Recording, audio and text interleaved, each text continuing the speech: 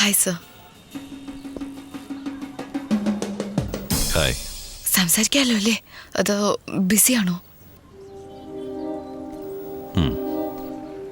Thank you.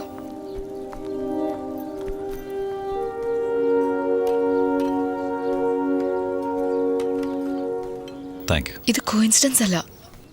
നിങ്ങൾ ഫോണിൽ meeting fix ചെയ്തത് ഞാൻ കേട്ടു.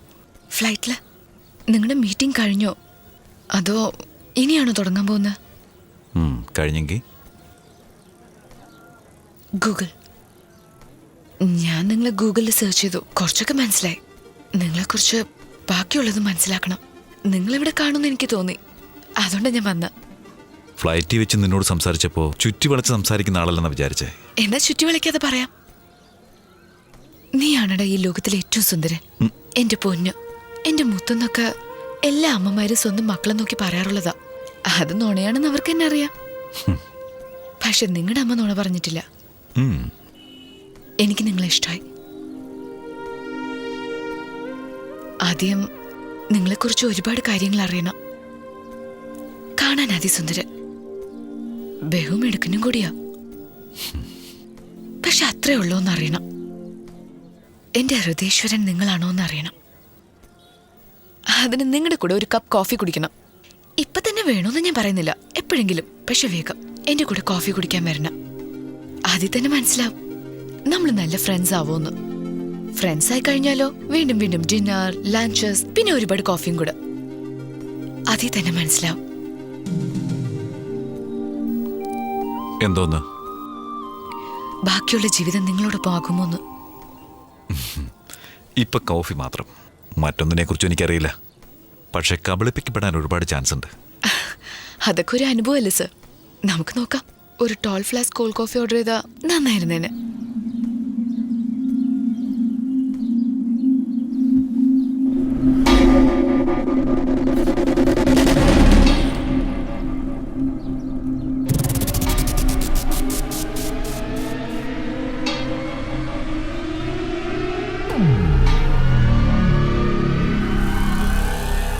ക്രൂരമായി ഒരാളെ കൊല്ലാൻ പോവുകയാണ്. പേടിയുള്ളവരൊക്കെ കണ്ണടച്ചോ, അതാ നല്ലത്. ഫോണിൽ വീഡിയോ എടുക്കണമെങ്കിൽ എടുത്തോ, പെർമിഷൻ ഞാൻ തരാം. വിക്ടർ,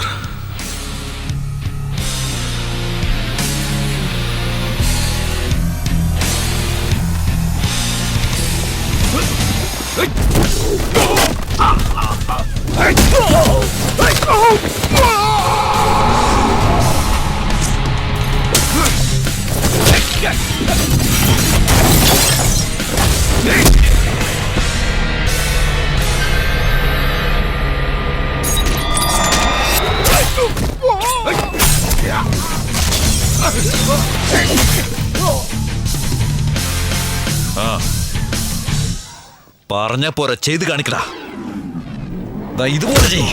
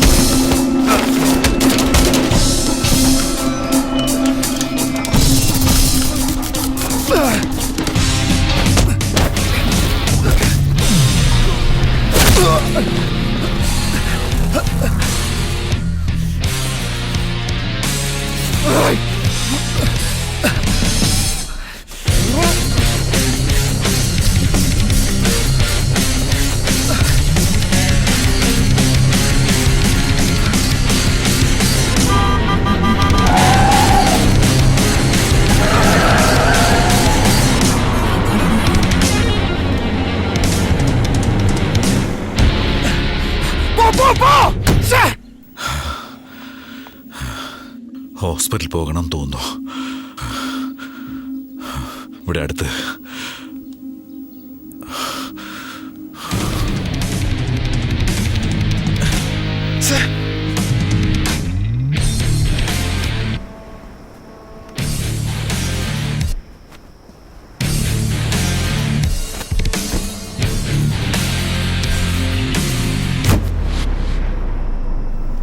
അവൻ ആരാ ചേട്ടാ?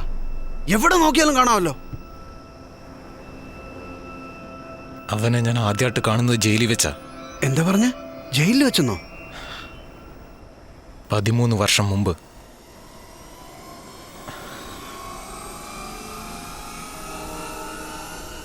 സത്യ,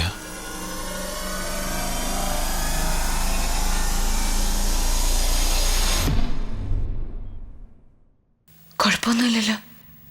യാ കംപ്ലീറ്റ്ലി. ഡോ വറി. നിനക്കോ? Are you okay? Coffee, lunch, dinner എന്നൊക്കെ പറഞ്ഞിട്ട് ഇപ്പെല്ലാം വേണ്ടെന്ന് തീരുമാനിച്ചു കാണുമല്ലേ? ഞാനവിടെ വന്നില്ലായിരുന്നെങ്കിൽ നിങ്ങൾ പുറപ്പെട്ടേനെ. ഇതൊന്നും സംഭവിക്കില്ലായിരുന്നു. ഞാൻ കാരണോ? ആ ശരിയാ,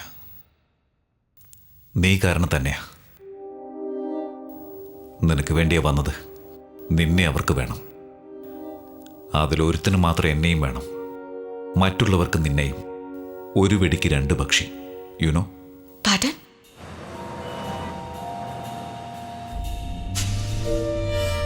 അവരാരാ? എന്നെന്തിനാ അന്വേഷിച്ചു വന്നത്? പേടിക്കൊന്നും വേണ്ട. നീ എന്നോടൊപ്പം ഉണ്ടാകണമെങ്കിൽ, അതായത് ഞാൻ പറയുന്ന പോലെ കേൾക്കണം. ഇത് എനിക്കിഷ്ടമായി. ഇവരാരാണെന്ന് എനിക്കറിയില്ല. എന്നാൽ അവരെ കൊണ്ട് എന്തൊക്കെ ചെയ്യാൻ പറ്റുമെന്ന് എനിക്ക് നന്നായിട്ടറിയാം. നമ്മൾ ഫ്ലൈറ്റിൽ മീറ്റ് ചെയ്തത് കോയിൻസിഡൻസ് അല്ലേ? പിന്നെ നിങ്ങളെങ്ങനെയാ എന്നെ കുറിച്ച്? 3 ഫോൺ കോൾ. നിന്നെ എൻ്റെ അടുത്ത് തന്നെ ഇരുത്തി ഫ്ലൈറ്റിൽ.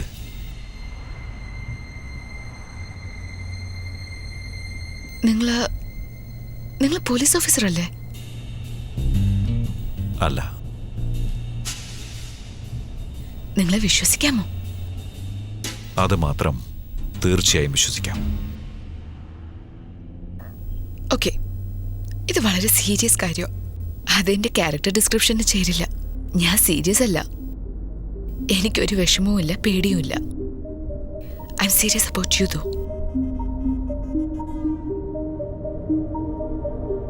ബേബി ഡാർലിംഗ് സ്വീറ്റ് എന്നൊക്കെ സംസാരിച്ചു ഫ്ലൈറ്റില്. നിങ്ങളുടെ കല്യാണം കഴിഞ്ഞതാണെങ്കിലോ അതോ നിങ്ങളുടെ ജീവിതത്തിൽ വേറെ ആരെങ്കിലും ഉണ്ടെങ്കിലോ ഒബ്വിയസ്ലി എനിക്കിത് വേണ്ട. പാടില്ല, അത് നല്ലതല്ല. എനിക്ക് വേണ്ട, എല്ലാം തന്നെ. അതുകൊണ്ട് ചോദിക്കുന്നത്. കല്യാണം കഴിഞ്ഞതാണല്ലേ?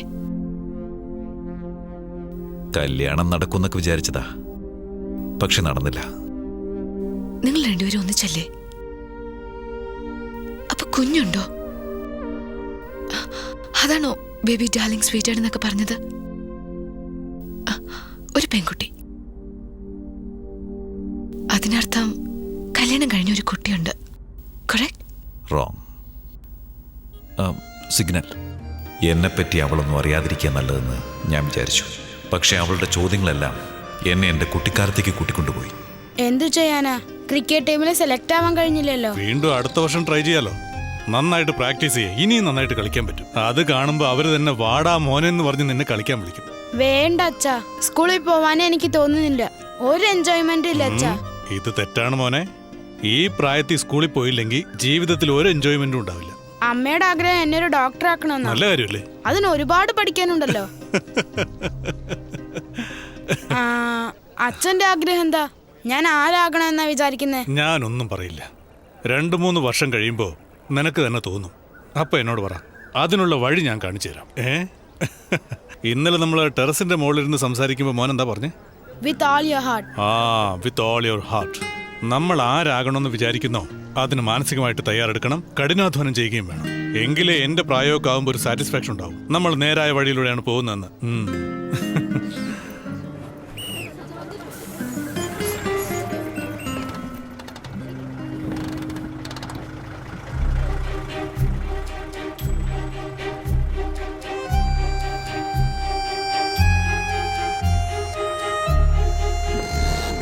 കിക്കർ ചവിട്ടി ചവിട്ടി ആ സ്കൂട്ടറിന് ജീവൻ കൊടുക്കുന്നതാണ് ഞാൻ അവസാനമായി കണ്ടത്.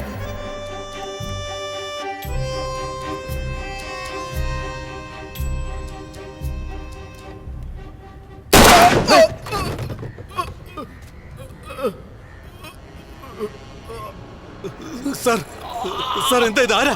പോലീസിൽ ഫോൺ ചെയ്ത് പറ.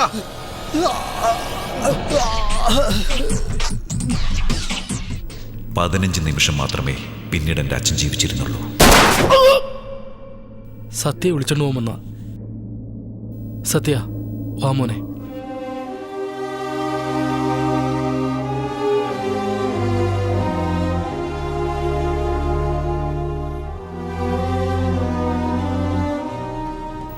അച്ഛനെ ഒരു വെള്ളത്തുണിയിൽ പൊതിഞ്ഞ് എൻ്റെ വീടിൻ്റെ മുൻവശത്ത് കിടത്തിയിരുന്നു. പിന്നീട് ജീവിതത്തിൽ ഒരുപാട് കണ്ടു. പക്ഷേ എന്നെ അത് മറ്റൊരു രീതിയിലും ബാധിച്ചില്ല. അങ്ങനെ വർഷങ്ങൾ. ഡാങ്സ്റ്റർ എന്ന് വെച്ചാൽ നിനക്ക് എന്താണെന്നറിയോ? ഡാങ്സ്റ്റർ എടാ, എനിക്കറിയില്ല. നിന്റെ അച്ഛൻ അവനെ അറിയാതെ പോയി. വെറുതെ വെടിവെച്ച് കൊല്ലുവടാ. എടാ എന്താടാ?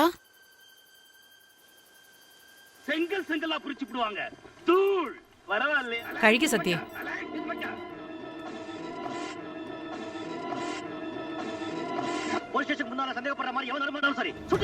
13 വയസ്സിൽ പ്രതികാരം ചെയ്യണമെന്ന് തോന്നി. എൻ്റെ അച്ഛനെ കൊന്നവരെ പോലെ ഒരുപാട് പേരുണ്ട്. അവരെ എല്ലാവരെയും തീർക്കണമെന്ന് എനിക്ക് തോന്നി. അല്ലെങ്കിൽ അവരിലൊരാളായി മാറണമെന്ന്.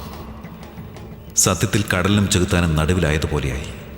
ഒരു വശത്ത് ഞാൻ നല്ലവനാകണം, മറുവശത്ത് ഞാൻ മോശപ്പെട്ടയാൾ.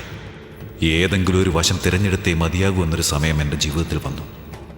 സ്കൂൾ ജീവിതം അവസാനിച്ചൊരു സമയമായിരുന്നു അത്.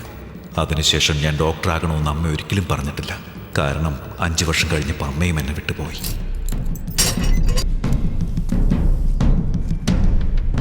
അങ്ങനെ ജീവിതം എന്നെ വല്ലാതെ മാറ്റിയെടുത്തു. നീയാണോ സത്യ?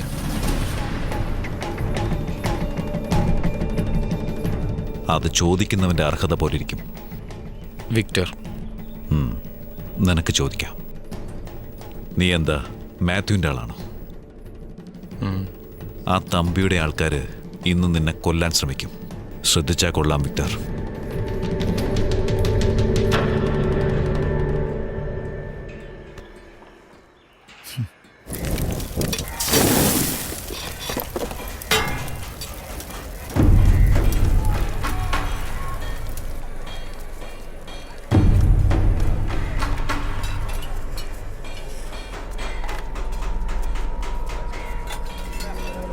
ഓ, പറഞ്ഞത് മാറ്റമില്ലല്ലോ. പക്ഷെ ആൾക്കാർ 5-8 പേരുണ്ടല്ലോ.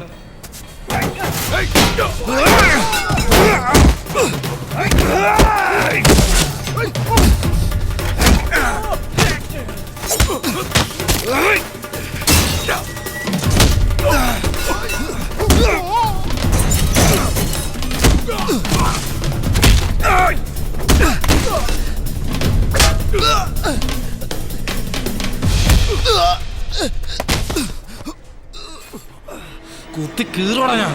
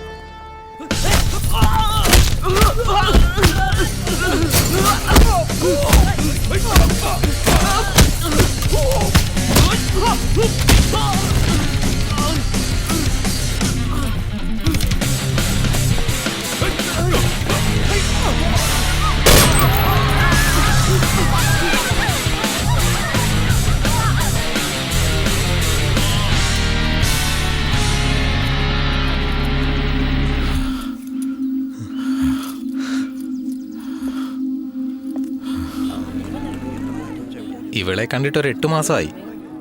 എന്താണോ നടക്കാൻ പോകുന്നത്?